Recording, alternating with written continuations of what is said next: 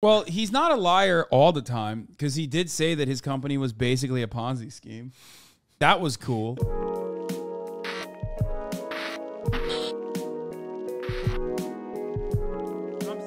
They're retconning him. Look, I screwed up. Sam Bankman-Fried is challenged on the collapse of FTX. Oh my God.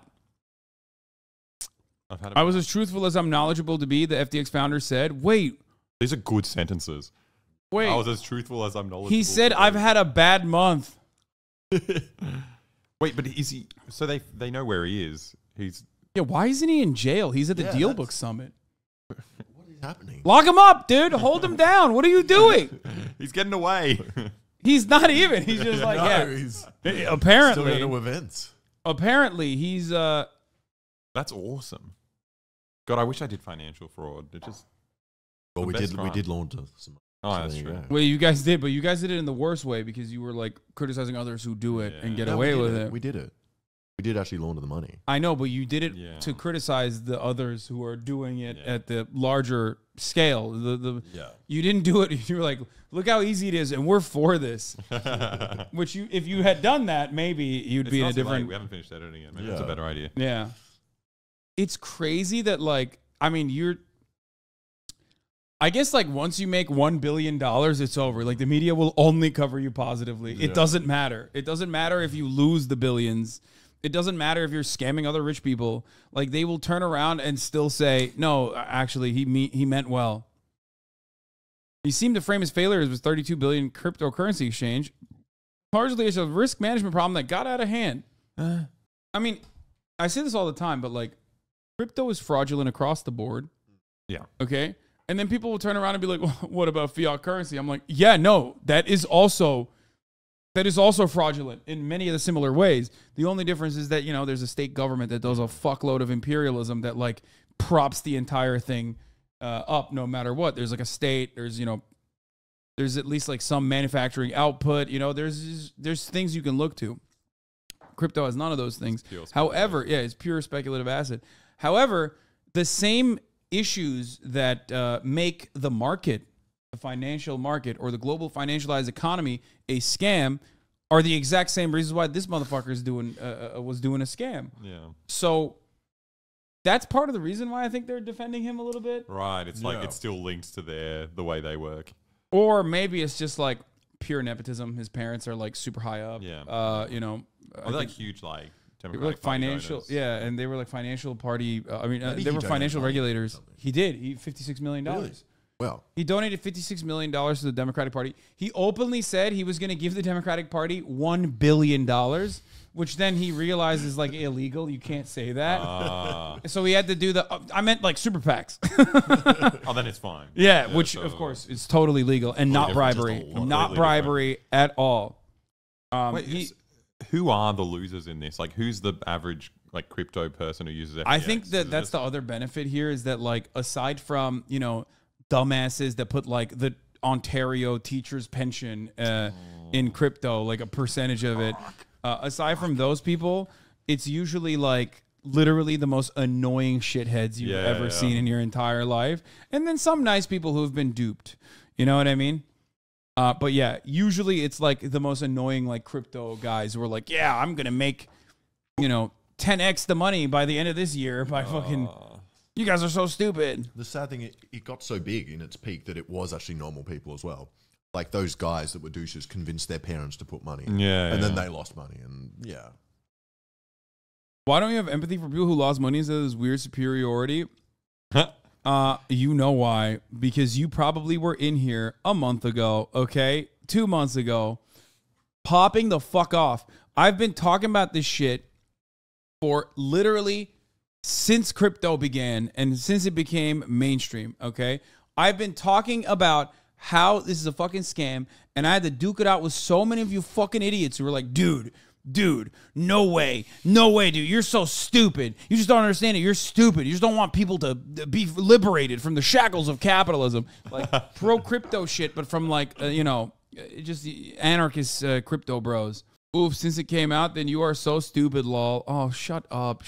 Oh my God, it was 0, and then it was worth 16 at its lowest, like, still to this day. Oh, shut the fuck up. Still a scam. It doesn't change the it doesn't change that reality. Okay, the fundamentals have not changed. Anyway, Coffeezilla actually interviewed the FTX guy, which we should watch. But Mr. Bankman-Fried seemed to frame the failure of his $32 billion cryptocurrency exchange, FTX, largely as a risk management problem that got out of hand. No shit. I love that his name is Bankman. Yeah. What a fucking ridiculous name. Bankman-Fried. He's freeing the banks, dude. Is he a made-up character? That's a real name. I think, like... Surely. I mean, here... My lawyers chewed me the out for that one. You know, the first thing they said after that was, they said, Sam, you have only one thing to tell you. You have to promise that you never, ever, ever say you up again. Today we have an exclusive interview with Sam Bankman-Fried. Like, the only reason why he still has, like, any kind of money at the moment is because he stole a hack occurred. A hack occurred when FTX was completely collapsing, and they don't know. Like, a couple $1 million in funds were moved around in the hack that occurred. You know. So I wonder where that money went. Fried discussing the bankruptcy of his billion-dollar company FTX, why he hates when people talk about his love life, and his massive donations to political parties. Now, since going bankrupt and being accused of fraud, Sam's been mostly quiet. But recently that changed when he gave an interview to a citizen journalist, Tiffany Fong. Now, we've actually talked about Tiffany's work on the show before.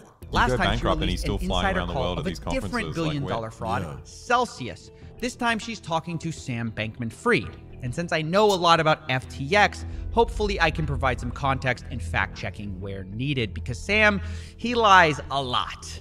Now, we'll be talking to Tiffany later, but for now, let's talk about one of the biggest claims in the call. You might have heard by now that Sam was the second largest Democrat donor in 2022, which, in addition to his significant donations to news outlets, might have been one of the reasons that he was covered so favorably, with an image of being the most generous billionaire. But ultimately, Sam told Tiffany on a call that this wasn't the full story. They donated about the same amount to both parties this year. That was not generally known because, despite Citizens United being literally the highest profile Supreme Court case of the decade and the thing everyone talks about when they talk about campaign finance, for some reason, in practice, no one can possibly fathom the idea that someone in practice actually gave dark. So, I don't know, all my Republican donations were dark. Wow. Sam is claiming he gave Republicans the same amount, but under the table. The Citizens United ruling that he's referring to, it allows people... Yeah. No, America. No, that's why remember when I said, he said he was going to give $1 billion to the Democratic Party, and he was like, oh, never mind, I'm not going to do that. Yeah, no, that's what it is. Yeah. Well, I'm confused. How do these campaigns spend their money? Surely that's getting funneled into all these weird places, because how does it cost that many billions of dollars to do an ad? And crazy advertising. The number of ads grows, the expense of the ads grows, consultants, you're paying so many consultants, dude. Consultants that are consulting upon the consultation of other consultants. Yeah. You know, all the way down. There's a lot of nephews in DC. Yeah, true, okay, true. A lot of fucking wheels need to be greased. But yeah, that's just how it works. It's just also like a slush fund that you can move around to other political campaigns down the line. One of my favorite things that Trump does is, like, he'll be like, "Oh, give to Herschel Walker's campaign," and if you give Trump $1, a penny goes to Herschel Walker, which is crazy. He's like, "Yes, I'm raising money for Herschel Walker. Give me $100, and $1 will go to Herschel Walker." It's crazy. His fundraising stuff is pretty cool though, because we keep getting all the Trump like fundraising emails, and he has cool stuff. Like you can get like a ball signed by him. And all that stuff for donating. Yeah, no, I that look, as well. I mean, look, I always get annoyed that it's like the emails trick you. They seem like they're actually addressed to you. Like, hey Hasan, I have a problem. Yeah, exactly. It's like, what the fuck, dude? Why'd you say that? Wait, hold on. Here, I'll show you. Like, I get messages from Trump. Yeah. Hand-signed Trump 2024 announcement speech. It could be yours. Donald J. Trump wants to send it to his #1 patriot. How does he sign a speech? He has an announcement speech and he signed it. Like the script? Yeah. Like a signature at the bottom. On a script? Yeah. Okay. Yeah, I would love that. They always like gas you up. They always juice you. They're like, "You're my #1 patriot. No one like it. Nobody better." People to donate so-called dark money to influence politicians. In other words, Sam wouldn't be required to disclose that donation. And the reason he wanted to do it this way was so that basically the journalists would like him more. And the reason was not for regulatory reasons. It's because reporters freak the out if you donate to Republicans. They're all super liberal and didn't want to have that fight. So I just made all the Republican ones dark. All right, there's a lot to unpack here. Let's start with the fact, is this even true? I don't know. I have no idea. He could be lying. Sam lies all the time. For example, anyone remember when he said FTX was solvent? Right. Well, he's not a liar all the time because he did say that his company was basically a Ponzi scheme. That was cool. Yeah. When he admitted, like, to financial journalists that his company was basically a Ponzi scheme. That was cool. Or I think he also admitted that, like, the whole long-termism and the effective altruism shit that he believes is, like, actually just fraudulent. And that, of course, he was going to support it because, like, they wanted to give me money and thought I was a good person. Like, I'm going to go along with that. That sort of thing. He also was honest when he openly admitted that his league account is like bronze 3 or bronze 1, which is horrible rating. Yeah, so not great. Right before it went bust. Yeah, so because of that, because I don't know if he's lying, I decided I'd try to verify these dark money donations. Go figure, I couldn't because the money is it's dark. You're not supposed to be able to find it. But either way, if he's lying, this looks bad for him. But if he's telling the truth, it looks worse. I mean, it shows you how cynical Sam was. He never cared about politics. He cared about power and perception. That's why he played both sides. So he always would come out on top. And worst of all, they bought it. The media loved him. Some of them still love him. And going back to the part about trustworthy, though, this is what's kind of hard about covering Sam in general.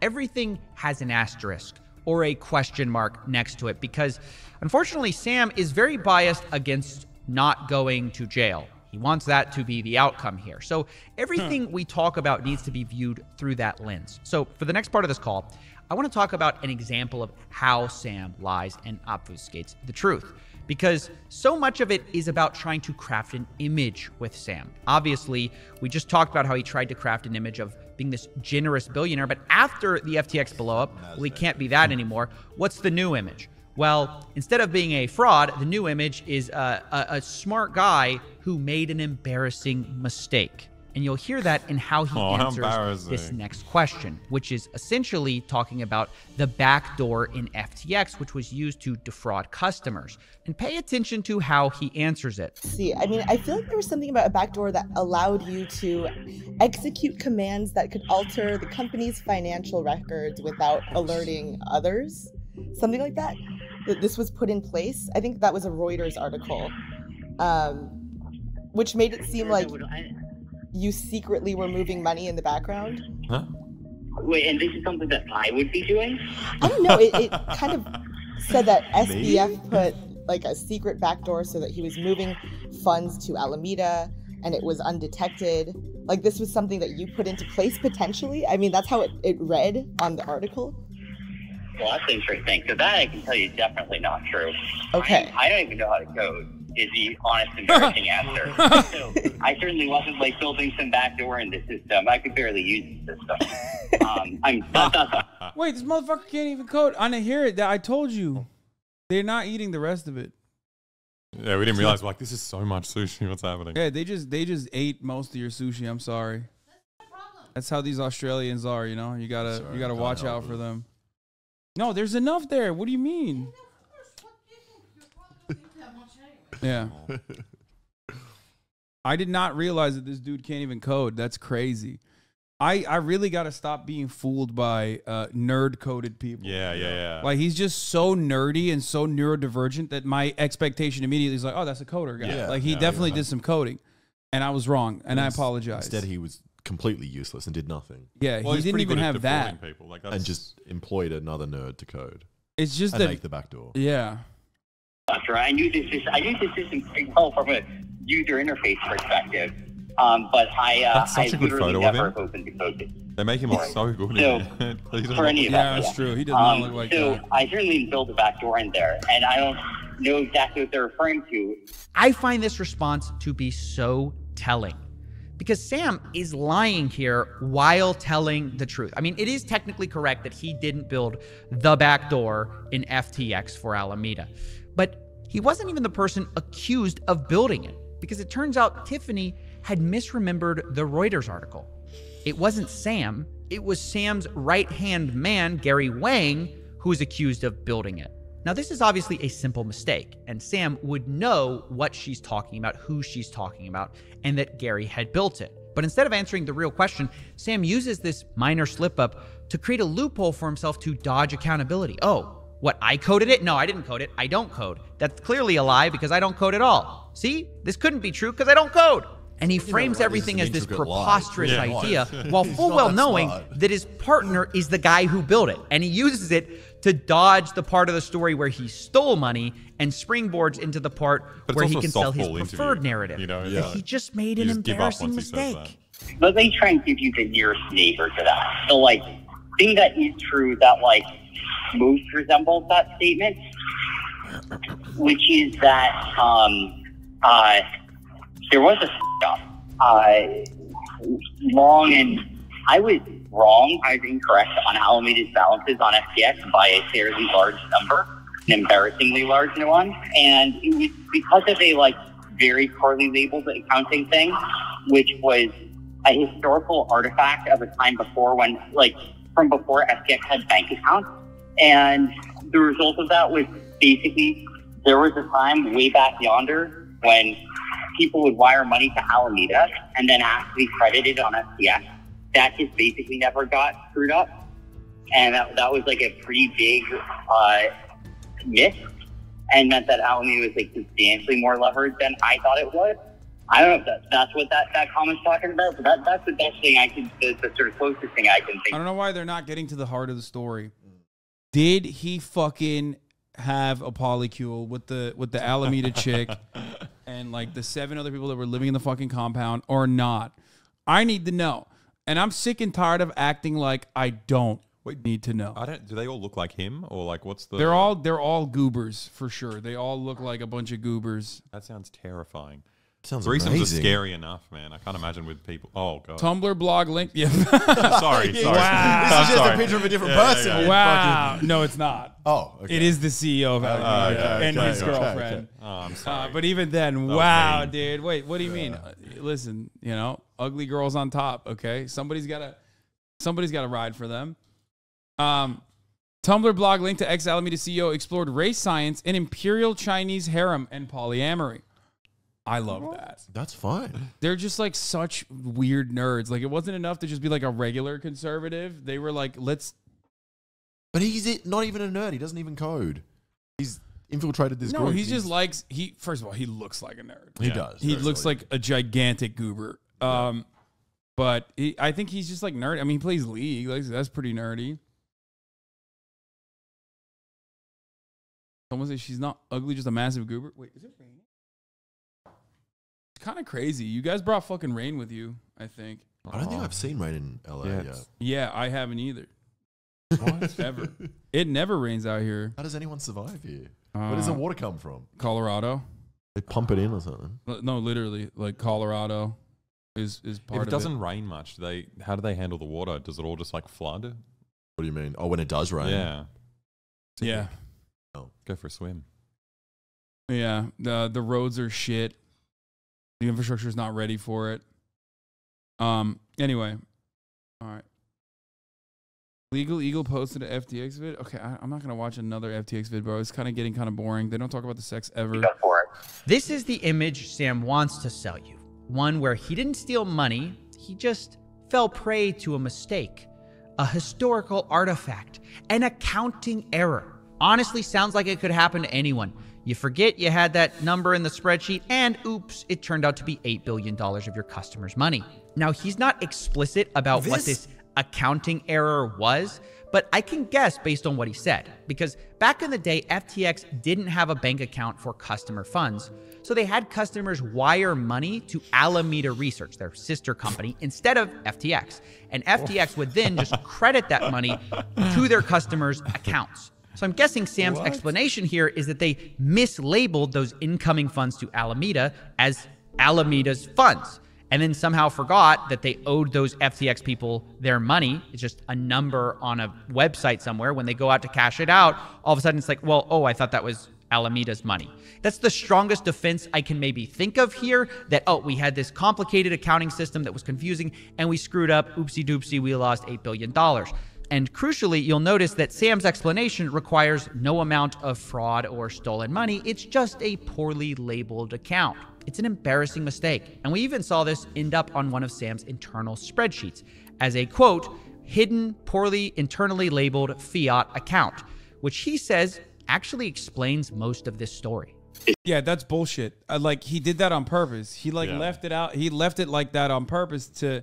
It got leaked. To basically put the he knew it was going to be leaked. To basically put a fucking out for himself in there. I think it's kind of crazy. Wait, what? Court filing claims Bahamas government ordered SBF, FTX, and Gary Wang to transfer assets to a Bahama government-controlled wallet while 2 executives were in custody of the Bahama authorities. This occurred after FTX had already filed for bankruptcy. That's awesome. I'm glad the Bahamas are getting in on it. Bombshell court filing claims Bahamas government ordered fallen crypto CEO Sam Bankman-Fried to hack FTX systems and transfer assets to the island nation after he filed for bankruptcy. Well, that's the best case scenario. Yeah, they should get some. Yeah. Yeah, I don't want that motherfucker to have like jet money. Like, I want, give it to the fucking Bahamian government. Yeah. FTX management accuses Bahamas of disrupting the firm's U.S. bankruptcy. In connection with investigating a hack on Sunday. I mean, I'm sure that they're not the... I mean, there's a reason why a lot of these motherfuckers are in the Bahamas. Like, it's probably very corrupt. But, you know... Maybe some of that money will filter down and we'll get a new Who Let the Dogs Out. That'd be sick. That's the national economy. That's what they're doing over there. No, like, maybe build some housing. Who knows? They don't have a tax rate there, do they? It's like 5% or something. I have no idea. Rate. I have no fucking idea. I've looked into this. That's very suspicious. Very suspicious that big YouTuber has looked into tax havens. Okay, Logan Paul. Yeah, because of Logan Paul. That's why. Logan Paul got you. Logan Paul got you learning about different islands, dude. Yeah, I did a thing. It's called I did a tax fraud. I did a tax shelter. Most of the tax in the Bahamas are optional. What? That's cool. You can opt in. I feel like paying tax today. I don't. Yeah, what the fuck does that mean, dude? It's effective altruism. You just choose when your tax money will be most effective. I love that. Today, Forbes posted a tweet with an article referring to Caroline Capital as Queen Caroline. They deflected from the true political motives by calling the criminal a darling of the alt-right. All-right, in the past, Forbes and SBF on cover with, quote, admitting no knowledge of crypto. These are like the maximalists who hate them, is it? Or yeah, I think so. There are like crypto maximalists and crypto evangelists that like hate these guys too because they wanted to like regulate crypto marketplaces, but they wanted to regulate it, in their favor. They wanted to do regulatory capture, but they were like a lot of the crypto, like the true loyalists of crypto, who are like the real libertarians. You know what I mean? Who ride or die for abolishing age of consent laws and stuff. Like those were the guys that were really mad at Sam Bankman-Fried. You know? Anyway, let's continue with this video. This whole long saga. Also, you guys don't have to sit here for as long as you... I mean, you can leave whenever you want if you're fucking bored or whatever. 4 years ago. And that was like 2/3 of the whole saga. Now, this has to be one of the most transparent dog greetings and salutations. Really? Just in the world of high finance. You know, I mislabeled an account. I just accidentally labeled your money as my money. Oops. Sorry, guys. Lost $8 billion there. Didn't mean to do that. I mean, again, this is me reading into what he's said here about why he lost it. We still don't know exactly what this internally labeled account is. I'm just trying to give the best explanation from the available evidence. But either way, Sam claims that even despite all of this, the real mistake was actually declaring bankruptcy in the first place. Because without it, well, things would kind of be fine.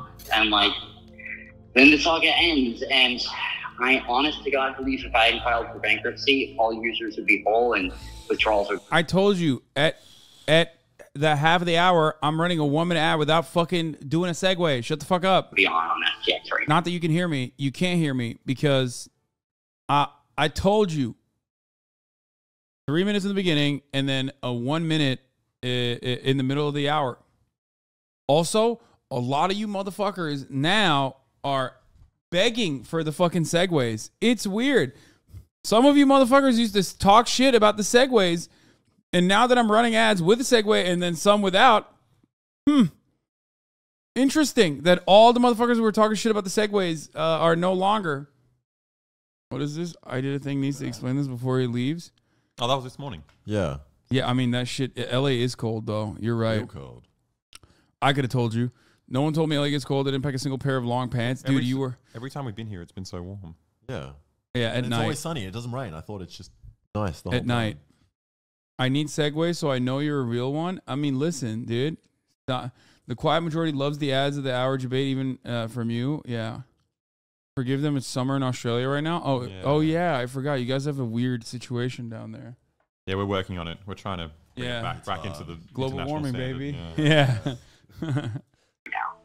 And not just U.S., international as well.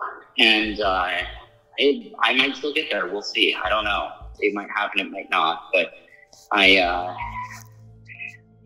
minutes after I filed for bankruptcy, $4 billion more came in of liquidity. Are you able to add it to the estate? I'm working on it, but the current trustees of the estate would rather burn it all to the ground out of shame and attempt to find a way to bring more value to customers. So right now I'm stuck in a jurisdictional battle between countries over the bankruptcies. All right, a lot more to unpack here. Sam claims that FTX and FTX US would have basically been fine had he not filed for bankruptcy because he got... That lovely singing. Huh? No way. Is it? Is She's not singing.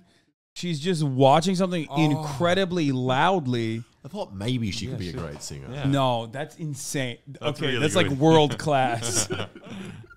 What the fuck? $4 billion in liquidity minutes after filing. Now, the problem with this is that we just have no evidence any of this is true. And given all the past claims of Sam that have proved to be wrong, like his solvency, I find this very uncredible. It's very convenient when you think about it that, oh, we got a bailout right after I can't help anything anymore. And that those darn bankruptcy lawyers just want to burn it all down. Somehow I doubt that anybody would turn down $4 billion for customers. But that appears to be... Given what his solution was to fix the fucking problem of liquidity because of the fake tokens that he like internally created, that he wasted away, was to further engage in, trading, like incredibly risky trading that Alameda had already lost all the money with. So I feel like the bankruptcy lawyers are correct in saying, dude, stop trying to make money, you fucking idiot. This is the reason why we arrived at the problem that we arrived at from the beginning, where you made, multiple billions of dollars turn into, a couple $100 million. Right? Did I understand that correctly? Because they would just like funnel assets into Alameda, and then Alameda would make like the most insane fucking trades that ended up turning into nothing. To be the story Sam's sticking with. In addition to this, Sam also insists that FTX is not as bad off as people say. Here's him responding to a claim that users will get almost nothing from the bankruptcy. Well, I mean, not nothing. Like, I think, that's not counting like just liquid assets that are there. I think if nothing happens, if I can never do anything again and they're left with their own devices, eventually US will get a penny on the penny, a dollar on the dollar once they get around to admitting that. And international will get, 20, 25 cents on the dollar. So I don't know exactly what, something like that. Now, these are just more wild lies from Sam, specifically about the part about FTX International, which is hopelessly insolvent. He claims it only needs $4 billion, but that's not true. The only way he arrives at this number is because he's... Bro, it's like a gambling addict. We saw this with Slicker. Like, you guys don't know, but there was a guy named Slicker. I don't know if you saw it. Like, it made it to the news. Yeah. He was literally like, dude, I need a couple hundred to like pay off someone else, And basically that's literally what he's doing. He's like, oh, come on, only $4 billion and I need to fast. And then, I'm going to make ends meet. Everything's going to be good. You get me? No, it's not. It's not going to be good. He's like a gambling addict. He's counting billions of dollars in coins that FTX has as real money, while full well knowing he could never sell that. So I find this to be kind of dishonest because, like, if I create Coffee Coin and create 1 billion tokens, sell one of them for $1, technically... If you didn't know, SBF, the genius, made his money by buying Bitcoin in the US and selling it in Japan, where it was around $1,000 more in price. He kept doing it with a lot of money every day. Yeah, it's brilliant. My market cap would be $1 billion. But you'd be a fool to actually believe that's what I'm worth. But that's essentially what Sam's doing with his own balance sheet. He's treating these coins, which he owns the majority of, as if he could sell them at the current market price, which everyone knows he can't. And this denial also extends to his own coin, FTT, which is the native token of FTX, which he used as collateral to get these loans. Now, Sam says it's probably a mistake to use them as collateral, but he argues that FTT was really valuable, although hearing him explain how is pretty interesting. I think FTT was basically more legit than most tokens in some ways. Like, I think its value is more economically underpinned than the average, than the average token was. That being said, why do you feel that way? Wrong. Because like the buy and burn, like, it's not just like a token that like does nothing. Like, it kind of, at least it does something. I mean, yeah, no, it's the same shit. You just added like one additional coat of paint on the same shit. And also technically it doesn't do anything now because it's like when the bottom falls apart from what made it supposedly instill a sense of confidence in the token itself is gone, then it's nothing. They all have that. They all have some stupid gimmick where they're just like, oh no, it's not just a token. It's solving world hunger as well. Like, yeah, exactly. Save the kids coin. Now, I'm kind of speechless here. Sam seems to be suggesting that his token doesn't do nothing, therefore is justifiably worth $1 billion. This is despite the fact that he created it from thin air and owned most of the tokens. It's just so insanely cynical, in my opinion. His real justification for its use case is only these buy and burns he did with the FTT token, which is just basically where FTX spent money to buy up a bunch of FTT tokens, which they owned most of. So it's literally arguing that pumping your own price makes a token valuable. I don't know. Awesome. It's, by the way, that literally is at the fucking basis of why NFTs are now worth like $3. Like, they did that over and over again. Every part of crypto has been a scam from top to bottom. It's just like fucking unregulated securities trading. It's just or it's just all fraudulent. And yet, for some reason, people still turn around and they're like, nah, dog, you don't understand. Every step of the way, they've said that. No, Bitcoin and Ethereum aren't. Bitcoin and Ethereum aren't. Yeah, totally, dude. It's just, there is nothing that is holding this entire process, okay? There is nothing. It is just confidence. That's it. There's no asset that you can point to. It's just confidence. It's confidence in the crypto eventually working. Okay. What's the initial pitch to make this like different from any other kind of speculation? It's like a technology. What are they? Well, there's two different kinds of things. One, they say the technology is unique because it's on a blockchain, and like, that way, every trade that you've ever done is like happening simultaneously. They also say that it's like anonymous. That's like, a big thing as well. Anonymous, but like not really, because once your crypto wallet address is leaked, like then it's like literally the least anonymous. Because like if you buy a fucking burger with crypto, they're gonna know what kind of seasoning you put on it. You know what I mean? But do we even want anonymous things? Like, I thought the issue with all finance, like lack of regulation. Yeah, like, I don't actually have an issue with like. I don't have an issue with like the blockchain, even though its implementation, especially if it's like adopted as like universal usage, would be significantly costly. And I haven't really seen how that computation would be done. Right. Like if it had like, mass usage, because like we already have something for that. But I also don't have an issue with avoiding SWIFT. And avoiding like fiat currency. If you want to like, I don't know, if you want to fund like a Palestinian children's fund, like you can't fucking do that through PayPal. Yeah. You know what I mean? You just can't. Buying drugs online. Yeah, or that, or buying steroids, or buying drugs. Exactly. So there is like usage of that sort, which I think is fine. But ultimately, people that claim that it's going to be Hot shitting on blockchain, but can't even explain what it is. Okay. See, this is what I mean. First of all, that's not even the case. I've talked about this a million times over. You can go find any number of different instances where I've explained the blockchain or explained cryptocurrency in general. But even if I was a fucking complete dumbass who doesn't know anything about cryptocurrency, I'm still in a better position than you because I didn't fucking buy in to something that I don't understand hypothetically. Whereas you did, and you lost your money, and you're still fucking talking shit. That's the difference, dog. Anyway, having said that, though, no, like I said, blockchain, like having every single fucking transaction appear simultaneously all around the planet it seems like a good idea. I don't have an issue with that, even though there are privacy concerns there, I think. But they tried to argue that the blockchain is secure. It can't be overwhelmed, but it's been overwhelmed. Of course it has. I like you, but maybe don't speak about something you don't understand. Maybe get educated before having a take. I'm saying this having never owned crypto before. I got you there. Wait, what? I don't understand. Like, what more would you like to know about this? Also, this guy's saying you don't understand crypto or he doesn't own crypto. I'm willing to bet he definitely does. Crypto is basically just a bunch of computers telling each other how much fossil fuel they have burned. Humans saw this and thought it was kind of a flex to brag about how much money you were setting on fire, and then economic bro science took over. If your wallet gets doxxed, you're fucked for privacy. Yeah.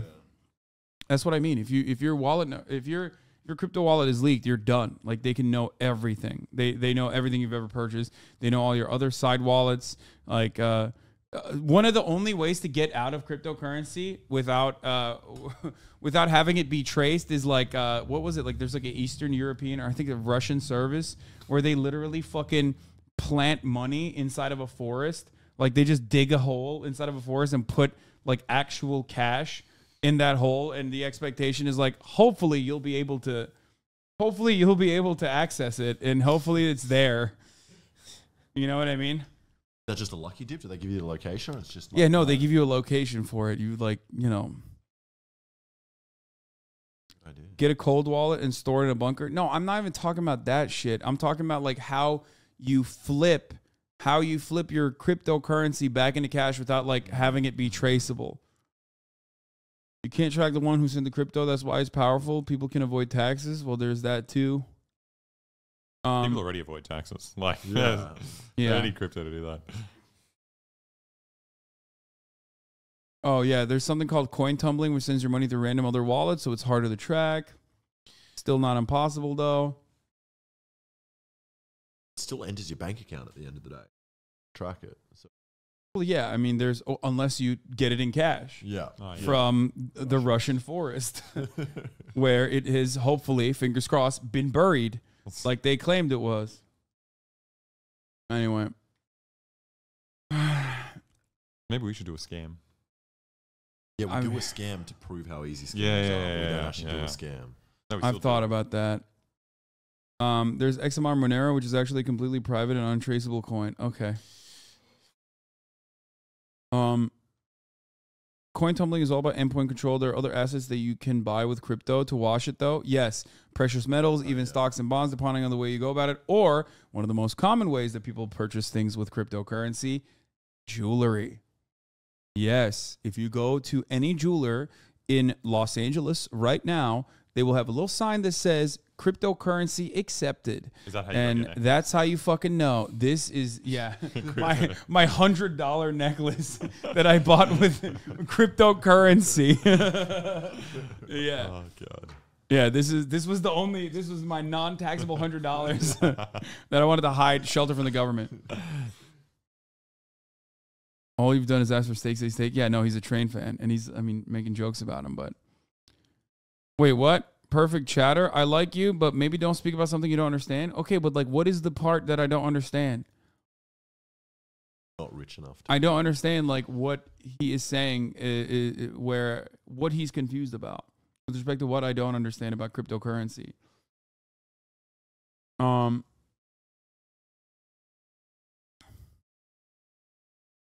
Anyway, regardless, why do we care about this one chatter? I don't know. I just landed on it for no reason. I have always been a crypto hater, and I will probably continue to be a crypto hater. I think it's just bullshit, and don't get destroyed. You are always going to be the one holding the bag, okay? Yeah. Trust me. But by the time any information gets to a guy like me, it's way too late. Yes, exactly. Anyway, where the fuck was it? Let's finish. It's akin to saying my Ponzi is better than your Ponzi because I pump my own money back into it sometimes. I don't know. It's ridiculous. And it reminds me of a video we did 6 months ago where Sam described everything as a Ponzi scheme. Well, it seems fitting that he actually created his own token with similar Ponzi-nomics, with a few extra bells and whistles, I suppose. Now, funny enough, after this long call spent dodging or being... See, also, I used to be someone into crypto, and your outlook made me dump everything, and I did it right before prices fell. We're very low, so you kind of saved me. Thanks. You're welcome. Now you better be fucking literally lacing up the entirety of chat, especially at the top of the fucking hour, okay, where there's a 60-second ad break coming, and you can now gift everyone in the fucking chat, or not a 60-second ad break, sorry, a 3-minute ad break, 180-second ad break coming. 3-minute ad break now. Bam. I had the funniest thing that saved me, because I bought a bit into crypto when there was all the hype. I was like, oh, I'll just do it because everyone's doing it. I put a fairly small amount in. Then, a couple $1 million. Yeah, a couple mil. Yeah. But then my dad, who I don't speak to at all, called me up and started talking to me about crypto. And it suddenly hit me. I was like, oh, I should sell my crypto. I was like, so I sold it, made like a $50 loss. And then literally 2 days later was when that big 40% crash happened. I was like, damn, nice, dude. My dad saved me accidentally. Yeah, a litmus test for what not to do. Yeah. I like that. Yeah, if you have someone in your life like that, you can use yourself as an example. Like, as BoyBoy just correctly mentioned, it's like, by the time I hear about it, you know that shit's it's over, right? It's a scam. Who's pumping this up? Yeah. It's like the Super Bowl ads, dude. It was so fucking obvious that it was just going to... It was going to crash and burn. I don't know. Well, they still got crypto ads on the World Cup now, like all over the stadium. Crypto.com. Yeah. It's just like, how does this still exist? Yeah. They're still trying to like, I mean, I even made the argument back then, like all these shit coins and these rug pulls are so easy to fucking pull off. And it is going to undermine the confidence that people have in cryptocurrency in general.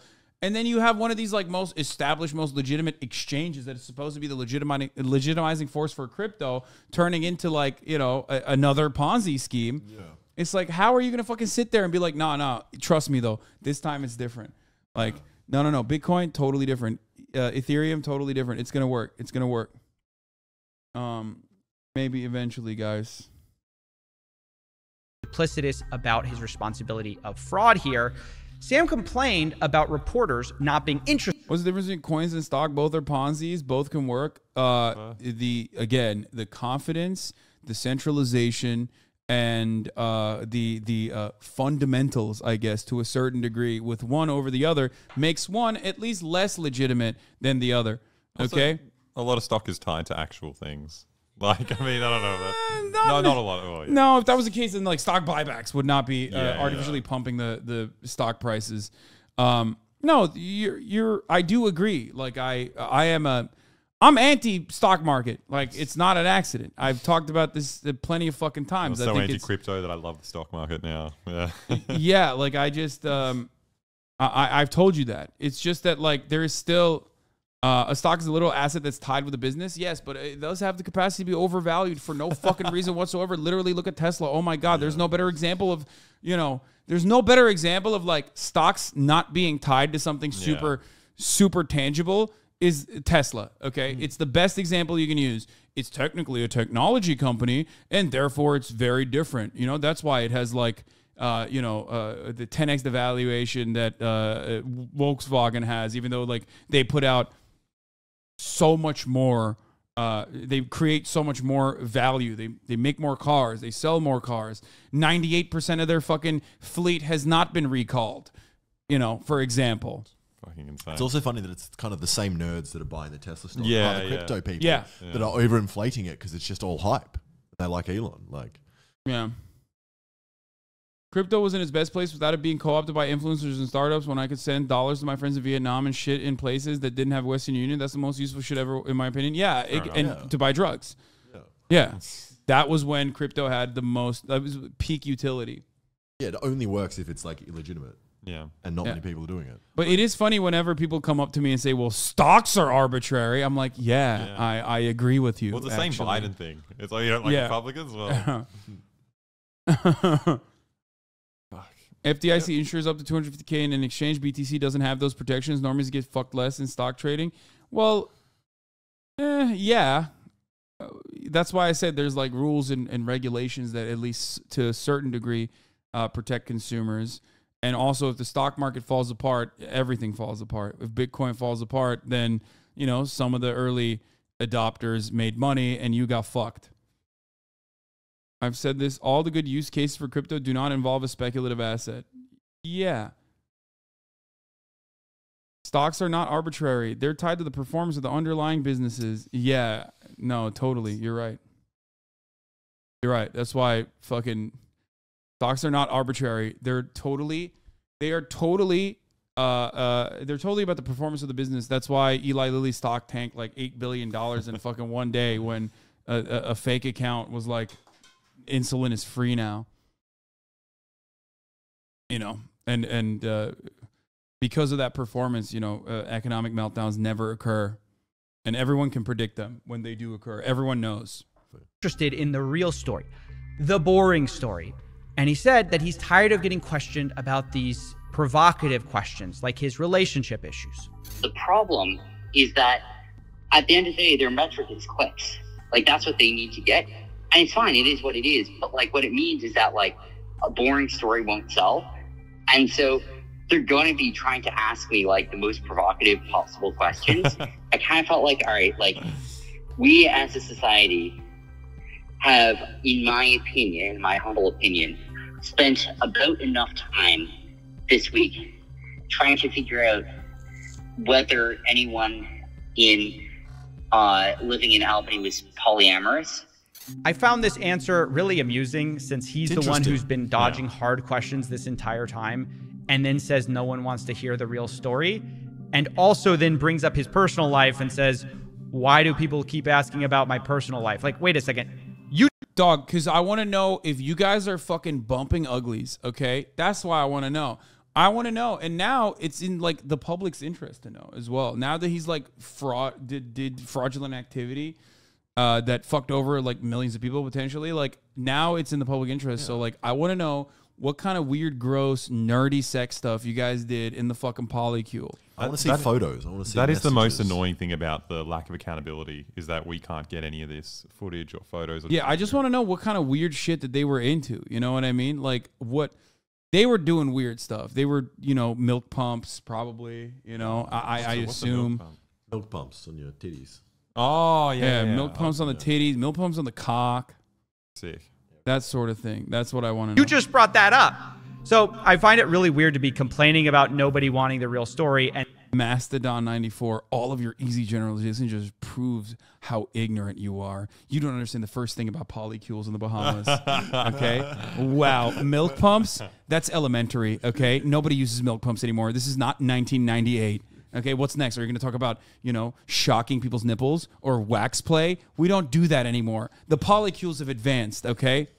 We're talking about Chinese harem shit, okay? Chinese water torture, as a matter of fact, in the polycule. And then not answering hard questions about backdoors and instead talking about your relationship. I just thought that was really funny. Now, so far, I've spent a lot of time talking about Sam's credibility or lack thereof.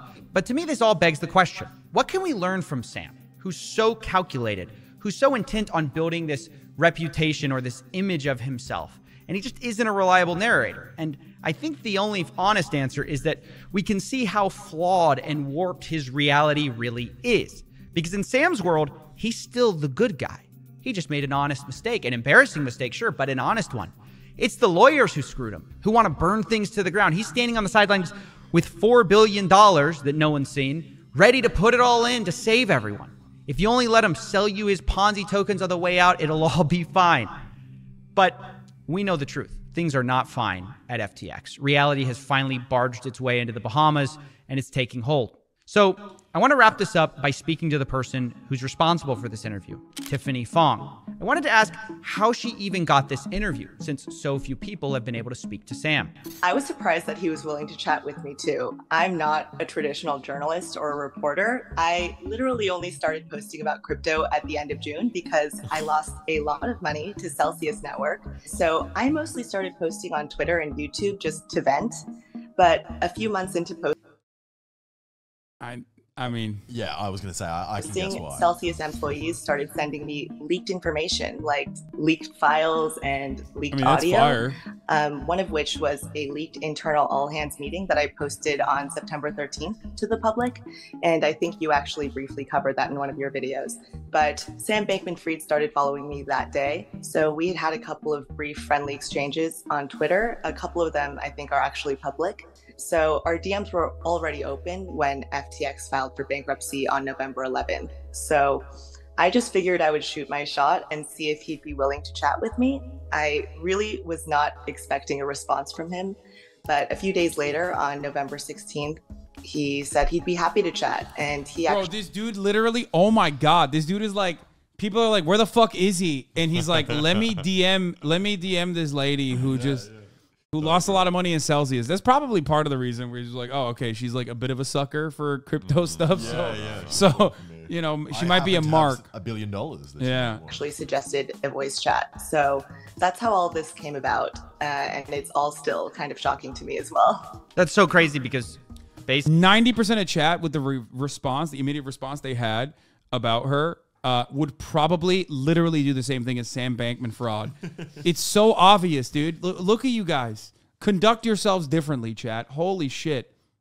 Basically, you're one of the few people who Chat's like, I wish I had a couple billion. I wish I had a couple billion right now. Definitely no one else that I know of on audio. So I understand that you'll be releasing the full call yourself on your YouTube channel. But, you know, how long is this call? Where can people learn more about you? The call should be about 20 minutes long. I did redact some of the parts that he explicitly told me not to repeat. But yeah, I'll post the call on my YouTube channel because I think that a lot gets lost on Twitter threads. So I think for sure, guys. Yeah, you got to redact it because this man has $8 billion. He's going to sue the shit out of you. Yeah, it turns out. Well, I don't think he does anymore. Oh, but really? But I mean, it's fucking nuts. It's nuts. Now that the dust has settled for the interview, it seems clear that SBF doesn't want any blame of the FTX collapse to fall on his parents. Both are Stanford law professors, and SBF has said they're very influential in shaping his ethical framework. In the interview, he stressed that they bore no responsibility for what happened. Another plank of the SBF defense, it is possible FTX's clients could end up getting their money back. Details are sparse on how. Oh. Here's how it's going in the Bitcoin world, by the way. Bitcoin miners took out hundreds of millions of dollars in loans using mining machines as collateral. Now that they're defaulting and the lenders are getting mining equipment that no one wants to buy. I'd buy it. I mean, is it just a good graphics card? I was just about to say, well, you know. You got to do more to it. Yeah. What? No, I just want it for my editing. Let's flood the market with some fucking 3080s, you know what I mean? Let's go. But those cards are fucking busted probably. They're constantly mining. The miners, these guys are big guys, big guys come to me. They say practically crying, sir, we're struggling. From Texas, Denton's environmentally friendly future that has to be fueled in part by cryptocurrency seems to be growing dimmer with Core Scientific's recent filing with the U.S. Securities and Exchange Commission about defaulting on creditors. What is this? For everyone reading this, just buy a new graphics card that is LHR, low hash rate. They are like 300 less than regular cards specifically because they are great graphics, but terrible at crypto mining. That's not true anymore. One, miners found a way around that and brought the cards back, nearly 90% of their hashing potential. And two, ETH is no longer mined by GPUs. People read this article and they're still super keen on mining. Yeah. It is like, oh, well, here's my expert knowledge on this. Yeah. No, I think he was just saying that like you could get a cheaper one to overcome the GPU marketplace, which was busted because of mining. Yeah, right. Which miners literally said that it's not like that, actually. Everyone kept telling me, but I guess it doesn't even matter because they found a way around that low hash rate anyway. So bros are horny as fuck too. Wait, what? If y'all keep sending me dick pics, I have a moral obligation to dox you. Do you get any dick pics? No, and I hope to never change that.